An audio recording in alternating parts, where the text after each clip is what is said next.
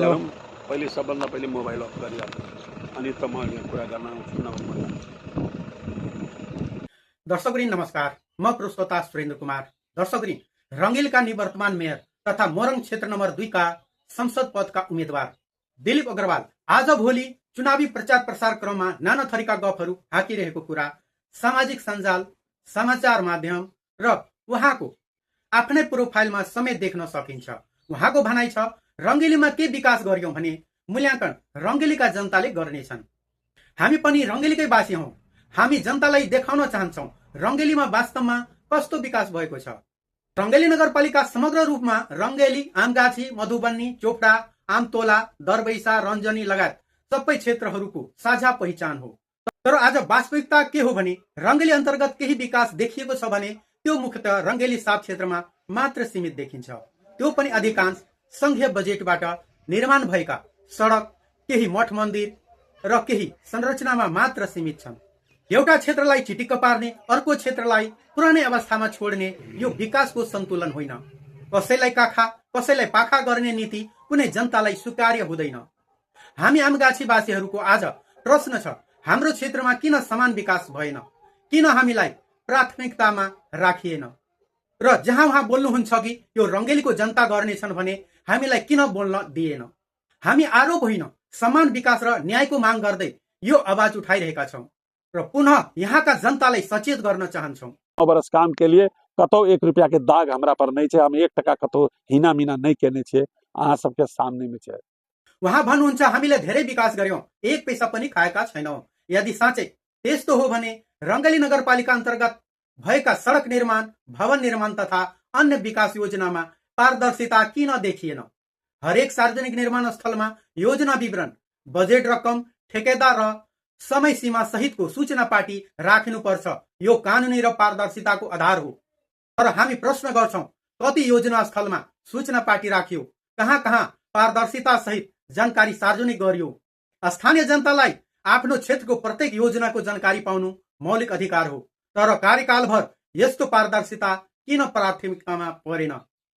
एउटै सडक, एउटै शीर्षक वा शीर्षक बदली बदली गरेर कति पटक बजेट निकासी भयो, त्यसको स्पष्ट हिसाब किन सार्वजनिक गरिएन? जहाँ पारदर्शिता हुँदैन त्यहाँ प्रश्न उठ्नु स्वाभाविक हो र जहाँ प्रश्न उठ्छ त्यहाँ जवाब दिनु जिम्मेवारी हो। जनताको सीधा प्रश्न छ, यस्ता पारदर्शिता व्यवस्था कार्यान्वयन गर्न किन सकिएन? यो दृश्य रङ्गेली 5 आमगाछीको हो। 3-4 वर्ष अघि सामुदायिक भवनको नाममा करिब 25 लाख रुपियाँ बजेट विनियोजन गरिएको भनियो। 2 पटक लगानी भएको जानकारी छ। तर आज अवस्था यस्तो छ, तपाईहरू आफै हेर्न सक्नुहुन्छ। जग मात्रै बनाएर काम रोकियो, भवन अधुरो छ, जनताको पैसा अधुरो अवस्थामा छ। अझ गम्भीर प्रश्न, जुन जग्गामा यो निर्माण सुरु गरिएको त्यो निजी व्यक्तिको जग्गा भएको कुरा स्थानीयवासीहरू बताउँछन्। यदि यो सत्य हो भने कसैको निजी जग्गामा सरकारी बजेट खर्च गरेर अधुरो संरचना छोड्नु गम्भीर लापरवाही होइन र? यो विकास हो कि योजना छनौट र कार्यान्वयनको असफलता? 25 लाख रुपियाँ जनताको करबाट आएको हो। यसको जिम्मेवारी कसले लिने? अधुरो भवनको भरपाई कसले गर्ने? हामी आरोप लगाउन होइन, स्पष्ट जवाब मागिरहेका छौं। किनकि उहाँको भनाइ छ कि रङ्गेलीको जनताले हाम्रो हिसाब गर्नेछ। आज हामी त्यही हिसाब मागिरहेका छौं। यदि सबै प्रक्रिया कानुनी र पारदर्शी थियो भने सम्बन्धित कागजात र स्वीकृत सार्वजनिक गर्नुहोस्। जनताको पैसा हो, हिसाब जनतालाई नै चाहिन्छ। रङ्गेली 5 आमगाछीको मुख्य कृषि बाटो हो। साबिक वाडा नम्बर 149 को संयुक्त आमगाछी टोल अहिले हामी साबिक 9 नम्बर क्षेत्रमा छौं। करिब 3000 जनसङ्ख्या यही बाटोमा निर्भर छन्। दुवै किनारामा घर बसोबास छ। किसानहरूको उत्पादन यही बाटो भएर घरसम्म पुग्छ। तर वास्तविकता के छ तपाईँ आफै हेर्न सक्नुहुन्छ। 80 फिटको सरकारी बाटो आज 8-10 फिटमा खुम्चिएको छ। कहीँ 12 फिट त कहीँ 7-8 फिट पनि छैन। एक किसान आफ्नो उत्पादन लैजान कम्तीमा 12 फिट बाटो चाहिन्छ। तर यहाँ त गाडी छिर्नै सक्दैन। किसान कम्पनलाई कसरी लैजान्छ? यो विकास हो कि किसानलाई व्यवस्था गरेको उदाहरण? 5 वर्षको लागि जिताइदिनुस् भन्दा भन्दै 2 कार्यकाल मेयर भएर आफ्नै नगरको मुख्य कृषि बाटोलाई यस्तो अवस्थामा छोडेर जाने व्यक्ति विकास प्रेमी कहिलिन सक्छ? कदापि होइन। यही अवस्था ऋषिदेव बस्तीको अर्को बाटोको पनि छ। एकातिर 80 फिट ऐलानी जमिनमा सुकुम्बासी बसोबास, अर्कोतर्फ व्यक्तिको नम्बरी जग्गा, बीचमा किसानको बाटो हराएको छ। आम जनता र किसानलाई ढुवानीका लागि बाटो चाहियो, तर 5-7 फिट पनि नभएको अवस्था किन? 8 वर्षको कार्यकालमा किसानका लागि मुख्य बाटोको समस्या समाधान गर्न नसक्नु के यो स्पष्ट असफलता हो कि आमगाछीलाई लक्षित गरेर गरिएको हेपाई? रङ्गली नगरपालिकाभित्र करको भार अत्यन्तै चर्को छ, यहाँसम्म कि किसानले आफ्नै खेतको माटो काट्न पनि सिफारिस लिनुपर्छ, कर तिर्नुपर्छ। किसानलाई सहयोग गर्नुपर्ने निकायले उल्टै झन्झट थप्नु के यो किसान मैत्री नीति हो?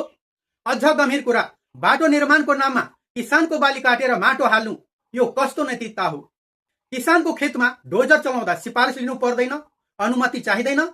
सार्वजनिक सुनवाईमा एक किसानले यही प्रश्न उठाउँदा पूर्व मेयर दिलीप अग्रवालको जवाब थियो, व्यक्तिगत उहाँको कुरा हो। त्यहाँका किसानहरूको पनि भावना मैले बुझेँ।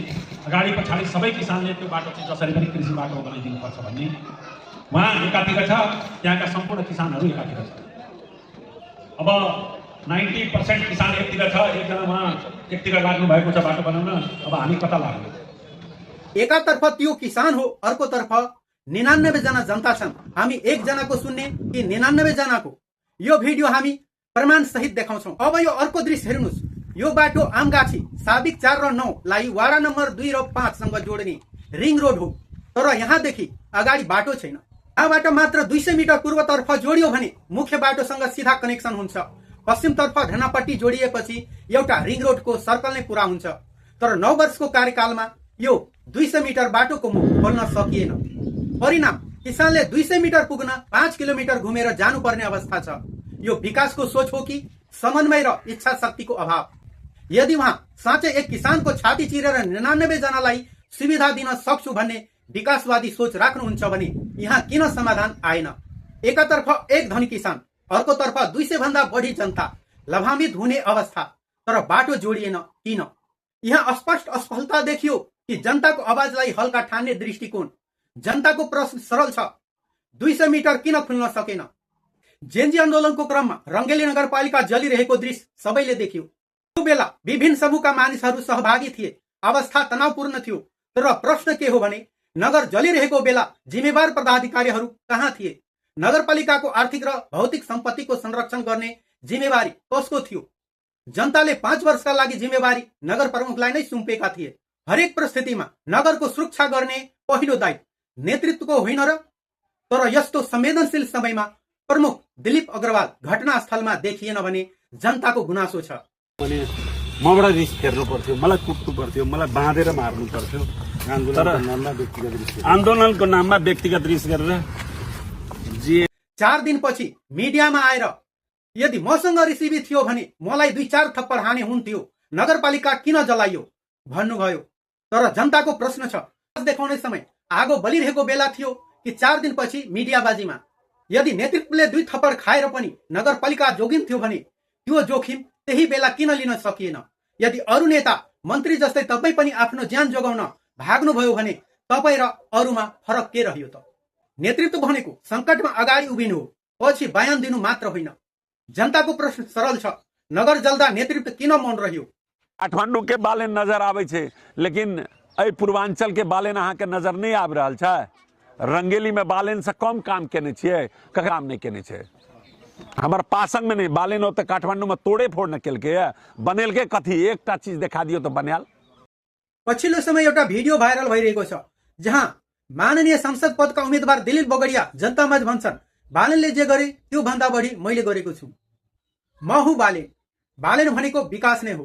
तर आज प्रश्न उठ्छ के कुनै व्यक्ति आफैलाई अर्कै व्यक्तिसँग तुलना गरेर त्यसको नाम आफ्नो बनाउन सक्छ?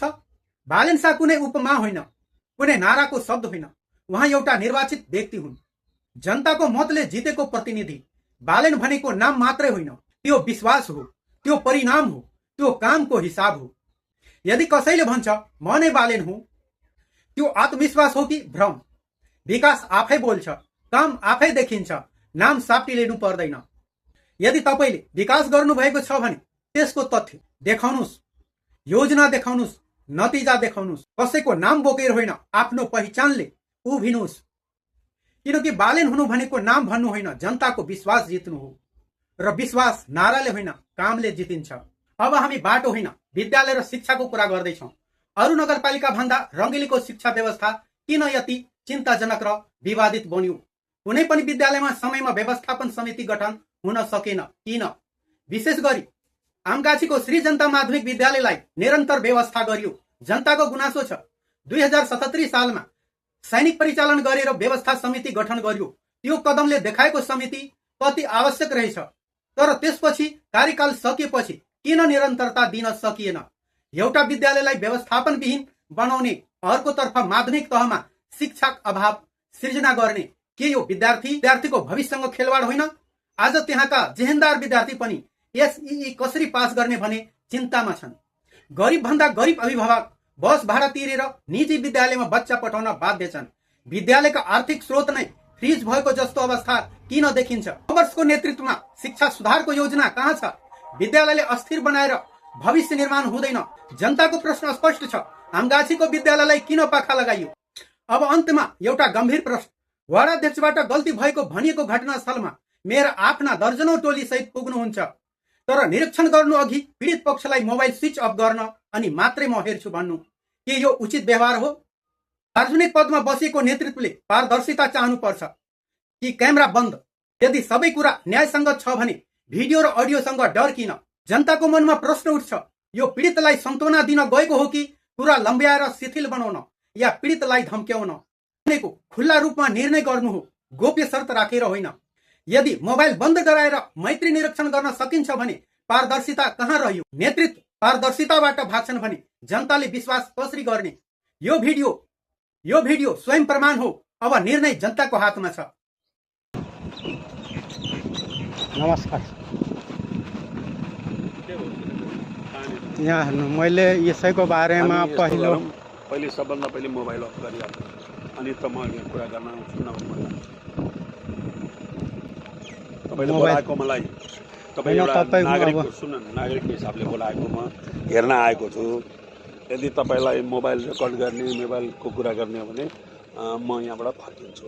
अनि यो त गलत कुरा, अफ गरिहाल्नुहोस् तपाईँ। अब यो पनि त नियम भएन नि। नियम भएन होइन, म तपाईँ जाउँ त्यसो भए म आएँ। तपाईँ मोबाइल रेकर्ड गर्ने, मोबाइल रेकर्ड गरेर मलाई यहाँ जनतालाई देखाउन आउने, नौटङ्गी गर्नुहुन्छ भने मोबाइल अफ गर्नुहुन्न भने म आउँदिनँ, म यहाँ काम गर्दिनँ, म जाउँ। होइन, मोबाइल तपाईँ नै राख्नुहोस्। होइन, अफ किन राख्ने? अफ गर्नुहोस् न। तपाईँ रेकर्ड गर्न मलाई बोलाएको यहाँ होइन, तपाईँ समस्यालाई हेर्नुहुन्छ नि। म सक्दिनँ, हजुर सरकार म सकिनँ। तपाईँलाई जहाँ जानु छ, मुद्दा गर्नु छ, जे गर्नु गर्नुहोस्, म सक्दिनँ। नसक्न पाउँछु नि। मोबाइल रेकर्ड गरेर मेयरलाई बोलाउने अनि मोबाइल रेकर्ड गरेर कुरा गर्ने, यो अफ मेयर र नागरिकको हिसाबले कुरा गर्नु भयो। अनि तपाईँलाई मोबाइल अफ गर्नु भन्दा यो नियम भएन भनेर जेको पनि